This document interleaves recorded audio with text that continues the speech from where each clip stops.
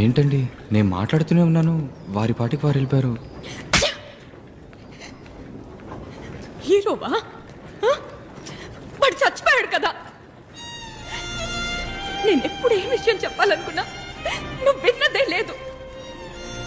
నువ్వేదో ఊహించుకుని నువ్వేదో చేసేస్తావు.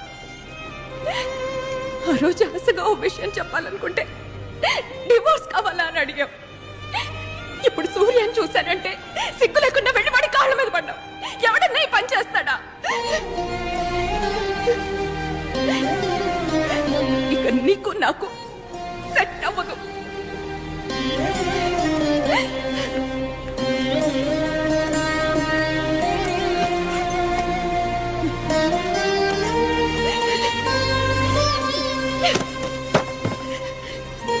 ఈ గిఫ్ట్ నువ్వు ఆ రోజు విప్పి చూస్తుంటే ఇంత దూరం వచ్చుండేది కాదు.